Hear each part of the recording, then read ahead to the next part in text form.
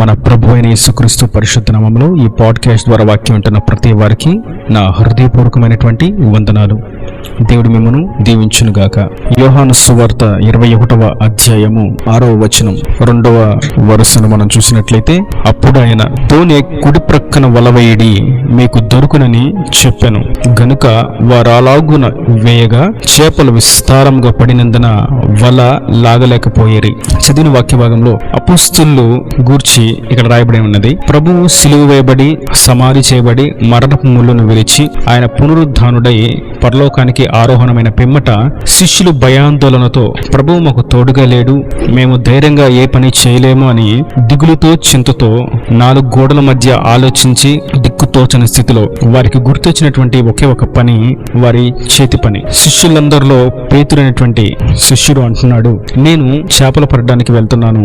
ఇక మీద నేను దేవుని సేవ చేయడానికి, దేవుని పని చేయడానికి, దేవుని చెప్పిన మాటలు నేను ప్రకటించడానికి, ఈ లోకంలో ఆయన సాక్షిగా జీవించడానికి నాకు శక్తి ధైర్యము సరిపోవట్లేదు, నా వల్ల కానే కాదు అని తన సొంత పనిని, సొంత ఆలోచనను నెరవేర్చడానికి అడుగు ముందుకు వేస్తే, తనతో ఉన్నటువంటి శిష్యులందరూ ఏకాకంఠముతో మేము కూడా మీతో పాటే వస్తాము, మేము కూడా చేపలు పడతామని వారు అందరూ కలిసి చేపలు పడడానికి బయలుదేరారు. వారిని దేవుడు ఏ పని కొరకు ఎన్నుకున్నాడు, ఏం చేయమన్నాడు, ఎందుకొరకు వారిని అభిషేకించాడు, వారిని అలంకరించాడు, వారిని రూపుదిద్దాడు, వారిని ఆత్మీయంగా చెక్కాడు అన్న సంగతి కొంచెమైనా కూడా వారికి గుర్తులేక, వారికి ఉన్నటువంటి ప్రస్తుత ఇబ్బందులను బట్టి, ఇక్కట్లను బట్టి ప్రభు మార్గాన్ని విడిచి వారి పూర్వ మార్గాన్ని పునఃప్రారంభించడానికి అడుగు ముందుకు వేశారు. ప్రభు సేవ చేయాలి, నా శిష్యులుగా ఉండాలి, సర్వసృష్టికి మీరు వెళ్ళాలి, నా సాక్షులుగా మీరు ప్రజ్వలింప చేయబడాలి, జనులను బాగు చేయాలి, సరిచేయాలి, సత్య మార్గులకు నడిపించాలని ప్రభు వారిని ఏర్పరచుకుంటే, దానికి వెనుతిరిగి వారి సొంత ఆలోచనలతో ముందడుగు వేస్తూ ఉన్నారు. సరే, వారి పని చాలా చేయతిరిగిన పని. చేపలు పడడం పేతురుకు చాలా సులువైనటువంటి విషయం. అన్ని పనులు తాను చేసుకోగలడు. ఎలాంటి చేపలు ఎంత ధరకు ఉంటాయి, ఏ సమయంలో చేపలు పడతాయి, ఎటువంటి చేపలు కావాలి, దాని విషయాలు అన్ని కూడా, దానిలో ఉన్నటువంటి లోటుపాట్లన్నీ కూడా పేతురుకు బాగుగా ఎరిగి ఉన్నాడు. కానీ అటువంటి పేతురు మరియు పేతురుతో పాటు ఉన్నటువంటి శిష్యులు ఆ రాత్రంతా ప్రయాసపడ్డారు. వారు చాలా ఎదురు చూశారు.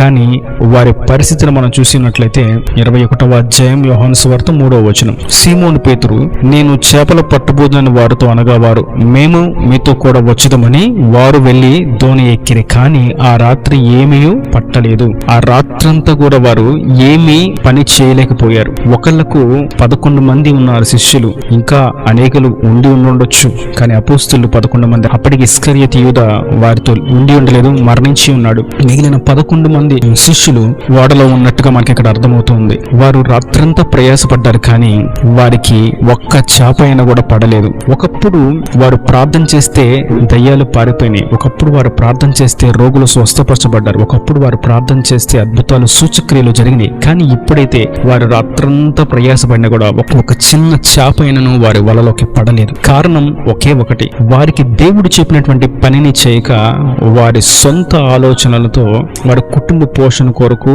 వారి క్షేమం కొరకు, వారి యోగక్షేమాల కొరకు వారు ఎంచుకున్నటువంటి మార్గం వారిని ఖాళీ చేతులతో నింపివేసింది. వారి పని ఏది కూడా సఫలీకృతం కాకుండా నిలిచిపోయింది. ఇదంతా చూసినటువంటి ప్రభు వారి మధ్యకు వచ్చి ఒక మాట అడుగుతున్నారు. అది 4వ వచనం, సూర్యోదయమగుచుండగా యేసు ధరిని నిలిచెను. అయితే ఆయన యేసు అని శిష్యులు గుర్తుపట్టలేదు. యేసు, పిల్లలారా, భోజనమునకు మీ యొద్ద ఏమైనా ఉన్నదా అని వారిని అడుగగా, లేదని వారాయనతో చెప్పారు. ఇదంతా చూస్తున్న ప్రభు వేకువజామున వారి యొద్దకు వచ్చి ఒడ్డున నిలబడి, ధరిని నిలబడి, నా పిల్లలారా, తినడానికి మీ యొద్ద ఏమైనా ఉన్నదా అని వారిని అడిగితే, వారందరూ ఒకటే స్వరంతో చెప్తున్నారు, మా యొద్ద తినడానికి ఏమీ లేదయ్యా, రాత్రంతా ప్రయాసపడ్డాం గాని ఒక్క చేప అయినా సరే మాకు పడలేదు, మా ప్రయాస నిష్ఫలమైపోయింది, మా కష్టం వ్యయమైపోయింది, కానీ ప్రతిఫలం మాత్రం మాకు దొరకలేదు అని నిస్సహాయకులుగా వారు సమాధానాన్ని ఇస్తున్నారు. అది ప్రభువుకు చెప్తున్నాము అన్న సంగతి వారు ఎరుగక ఎవరితోనూ చెప్తున్నామని వారు అనుకున్నారు. కానీ ప్రభు వారితో అంటున్నారు, 9వ వచనం, వారు దిగి దరికి రాగానే అక్కడ నిప్పులను, వాటి మీద ఉంచబడిన చేపలను, రొట్టెయు కనబడెను. ప్రభు వారి ప్రయాసంతా నిష్ఫలమైపోయిందని ఎరిగి వారి యొద్ద తినడానికి ఏమీ లేదని తెలుసుకొని వారు ఆకలితో ఉన్నారని ఎరిగి వారి కొరకు ఆయన నిప్పులను చేపలను రొట్టెలను సిద్ధపరిచి వారిని పిలిచాడు. వారు వచ్చి ఆ పరిస్థితిని అంతా చూసి అప్పుడు గుర్తుపట్టారు ఆయన ప్రభు అయిన యేసుక్రీస్తు అని. అందుకని ఇక వారు ఎవరు కూడా ఆయనను నీవు బోధకుడివా అని అడిగే ధైర్యం ఎవరికి సరిపోలేదు. కారణం ఆయన స్వరము, ఆయన క్రియలు, ఆయన రొట్టె విరుచుటయు చేపలు పంచుటయు అంతా కూడా వారికి అర్థమైంది. ఇది బోధకుడి యొక్క స్వరము, బోధకుని యొక్క దర్శనము అని వారికి అర్థమయ్యి వారు మౌనముగా ఉన్నారు. ఇక్కడ మనం గుర్తించవలసినటువంటి విషయం ఏదనగా శిష్యులు దేవుడు చెప్పినటువంటి పనిని చేయక వారి సొంత ఆలోచనలతో పనిచేయట చేత వారు ఎంత కష్టపడినా వారు ప్రతిఫలాన్ని చూడలేకపోయారు. కానీ ఎప్పుడైతే ప్రభు వారితో ఒక మాట చెప్పారు, మీరు రాత్రంతా ప్రయాసపడ్డారు కదా, నా మాట చొప్పున ఒక్కసారి మీరు కుడి పక్కకు వలవేయండి అని వారితో చెప్పాడు. అలాగా వారు వలవేయగా విస్తారమైన చేపల పరుట చేత వారు వలను లాగలేకపోయారు. ప్రభు తన జనులను తన పేరు పెట్టబడినటువంటి తన స్వకీయ సంపాద్యాన్ని ఎప్పుడు కూడా త్రోసివేయడు. తన ఎద్దుకు వచ్చి వారిని ఎంత మాత్రం కూడా ఆయన త్రోసివేయడు. శిష్యులు తాము చేయవలసినటువంటి సేవా జీవితాన్ని ప్రక్కన పెట్టారని దేవుడు వారిని కోపగించుకోలేదు. కానీ వారు నిస్సహాయ స్థితిలో ఉన్నారని, వారికి ధైర్యం సరిపోవట్లేదని, వారి పరిస్థితిని జయించలేకపోతున్నారని, వారు బలహీనులుగా ఉన్నారని ఎరిగి వారు చేపలు పడుతూ ఉన్నారని చూసి వారు రాత్రంతా ప్రయాసపడిన ఒక్కటి కూడా వారికి దక్కలేదని, వారికి ఏ ఫలము దొరకలేదని ఆయనే వారి ఎద్దుకు రొట్టెను చేపలను నిప్పులను సిద్ధపరిచి వారికి ఆహారాన్ని భుజించడానికి సిద్ధపరిచి ఇప్పుడు అంటున్నారు, మీరు రాత్రంతా ప్రయాసపడ్డారు, ఏ ఫలం మీకు దొరకలేదు గనుక కుడి ప్రక్కకు వలవేయండి అని ఒక చిన్న మాటను వారికి చెప్పారు. ఇన్నాళ్ళు నేను చెప్పిన మాటలను మీరు వినలేదు, అన్ని ప్రక్కన పెట్టి నాతో సేవా జీవితంలో మీరు గడిపినటువంటి దినాల యొక్క అనుభవాలన్నీ పాఠాలన్నీ ప్రక్కన పెట్టి మీరు మరలా సుఖీయమైనటువంటి తుచ్చమైనటువంటి భూ సంబంధమైనటువంటి పనులను చేసుకోవడానికి అడుగు వేశారని వారిని గద్దెంపక వాటిని చేయకుండా ఉన్నారు ఇన్నాళ్ళు.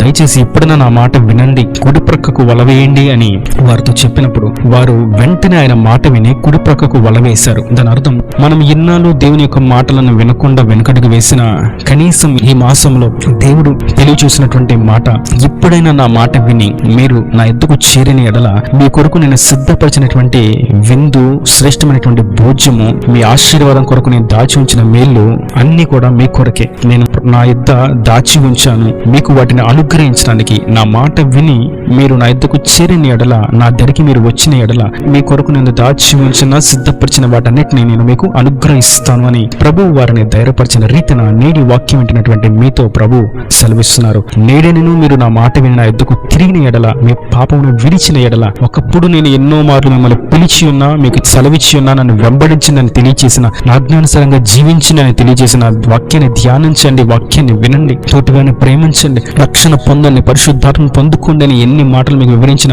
మీరు వాటన్నిటిని పెడచెవిన పెడుతూ వచ్చారు. కనీసం ఎప్పుడైనా నా మాట వినండి, నా వైపు తిరగండి, మీరు చేసేటువంటి చిన్న పనిని నేను మీకు ఆశీర్వాదకరంగా చేస్తాను. శిష్యులు రాత్రంతా కష్టపడినా, గంటల తరబడి వారు ప్రయాసపడినా వారికి ఏ ప్రతిఫలం రాలేదు. కానీ ప్రభువు చెప్పినటువంటి ఒక్క మాట వారు వినుట చేత ఆ ఒక్క క్షణంలో, ఒక నిమిషంలో వారికి విస్తారమైనటువంటి ప్రతిఫలం దొరికింది. అదే రీతిలో ఆయన మాట విని మనం అడుగు వేయుట చేత, ఆయన యొద్దకు ఆయన దరికి మనం చేరుట చేత మనం చేసే చిన్న పని ఆశీర్వాదకరంగా, గంటల తరబడి రాత్రంతా ప్రయాసపడినా జరిగినటువంటి పని, సంవత్సరాల తరబడి ఎదురు చూసినా జరిగినటువంటి పని ఆయన యొద్దకు చేరి ఆయన దరికి చేరిన తర్వాత ఆయన చెప్పిన మాట చొప్పున మనం అడుగు వేస్తే దానిని ఆయన సఫలీకృతము చేస్తాడు, ఫలభరితంగా ఆయన చేస్తాడు, ఆశీర్వాదకరంగా దీవెనకరంగా చేస్తాడు. అది వ్యాపారమైన, వృత్తి అయినా, చేతి పని అయినా, ఏదైనప్పటికీ ప్రయాణాలైనా, సమస్త క్రియలలో కూడా ప్రభు చిత్తానుసారంగా ప్రభు ఆలోచన చొప్పున మనం అడుగు వేసినట్లయితే దేవుడు వాటిని ఆశీర్వదించి దీవిస్తాడు. ఎప్పటి నుండో రావాల్సినటువంటి ఆశీర్వాదాలని ఆ క్షణంలోనే, ఆ నిమిషంలోనే, ఆ దినములోనే, ఆ మాసంలోనే ప్రభు అనుగ్రహిస్తాడు. అనేక జనుల మధ్య సాక్షిగా నిలబడతాడు. అన్నిటికంటే ముఖ్యంగా ఇప్పుడు తినడానికి ఏమీ లేదు అన్న సంగతి ప్రభువు చూసి వారి కొరకు ఆహారాన్ని సిద్ధపరిచిన రీతిన ఇప్పుడు మన దగ్గర ఏమీ లేదని ఎరిగిన ప్రభు కావలసిన వాటిని సిద్ధపరిచి మనల్ని పిలుస్తున్నాడు. ఇప్పుడు వెను వెంటనే ఆయన వద్దకు చేరిన ఎడల మనకు కావలసిన సమస్తమును ఆయన వెను వెంటనే అనుగ్రహిస్తాడు. మరియు ఇక మీదట చేయబోయే కార్యాలను ఆయన సఫలీకృతం చేస్తాడు. జనుల మధ్య మనల్ని సాక్షిగా నిలబెడతాడు. ఆనాడు అపోస్తలులు పట్టుకున్నటువంటి ఆ చేపలు 153 పెద్ద చేపలను వారు పట్టుకున్నారు. అనగా ఎన్ని టన్నుల బరువు ఉన్నటువంటి స్వాస్యాన్ని దేవుడు వారికి అనుగ్రహించాడు. ఎక్కడెక్కడో ఉన్నటువంటి చేపలన్నిటికీ దేవుడు ఆజ్ఞాపించాడు, ఇదిగో నా శిష్యులు చూడు నా ప్రియ బిడ్డలు వల వేస్తున్నారు, మీరందరూ ధోని కుడి ప్రక్కకు వచ్చి ఆ వలలో పడండి అని దేవుడు వాటన్నిటికీ ఆజ్ఞాపించి వాటన్నిటిని పేతురు వేసినటువంటి వలలో, శిష్యులు వేసినటువంటి వలలో పడినట్లుగా దేవుడే వాటన్నిటిని సమకూర్చాడు. అట్టి విధంగా దేవుని ఆలోచన చొప్పున, దేవుడి మాట చొప్పున మనం పనిచేసినట్లయితే ఆశీర్వాదాలన్నింటికీ దేవుడు ఆజ్ఞాపించి అవే మన చేతికి దక్కునట్లుగా మన యొద్దకే వాటిని తీసుకొచ్చి మనల్ని సాక్షిగా నిలబెడతాడు. మనం ఊహించినటువంటి గొప్ప, ఊహకు మించిన గొప్ప అధికమైనటువంటి ఆశీర్వాద దీవెన కార్యాలను దేవుడు మన పట్ల జరిగించబోతున్నాడు. ఈనాడు దేవుని మాటల ప్రతి మన హృదయంలో నీరు కట్టి ఫలింపు చేయను గాక. ఆమేన్. God bless you. తలలు వంచి కన్నులు మూసేటైతే మీ కొరకు చిన్న ప్రార్థన. ప్రేమ స్వరూపీకరణ కటాక్షం కలుగుతండి. నా ప్రభు వాక్యం ప్రతి ఒక్క బిడ్డను మీరు కృపతో జ్ఞాపకం చేసుకుని ఉండాలిగా దీవించండి. వారి ప్రతి పనిని మీరు కృపతో జ్ఞాపకం చేసుకోండి. నీ ఆలోచన చొప్పున నువ్వు చెప్పిన పనిని చేయక వెనుకడుగు వేయట చేత, సొంత ఆలోచన చొప్పున అడుగు వేయట చేత పని సఫలీకృతం కాదని మీరు తెలియజేశారు. అయితే నీ మాట చొప్పున పని చేసినట్లయితే అది ఆశీర్వాదకరంగా, దీవెనకరంగా, ఫలభరితంగా ఉంటుందని మీరు స్పష్టంగా తెలియజేసిన రీతిని ఈ వాక్యం ప్రతి ఒక్క బిడ్డ యొక్క పనిని నీ ఆలోచన చొప్పున జరిగించినట్లుగా సహాయం దయచేసి వారిని ఆశీర్వదించి వారి ప్రతి అవసరతను, అక్కరను, కొదువులు, కొరతలు తీసివేసి సమృద్ధిని దయచేసి కరువులు, ఇబ్బందులు, ఇక్కట్లు, ఆర్థిక ఇబ్బందుల నుంచి, అప్పుల సమస్య నుంచి విడిపించి, అసమాధాన క్రియల నుంచి విడిపించి సమాధానాన్ని కలుగు చేసి సకల సమృద్ధిని దయచేసి రాకడ రాజ్యాన్ని సిద్ధపరచమని యేసు పరిశుద్ధ నామమున ప్రార్థించి వేడుకుంటున్నాను తండ్రి. ఆమేన్. ఆమేన్.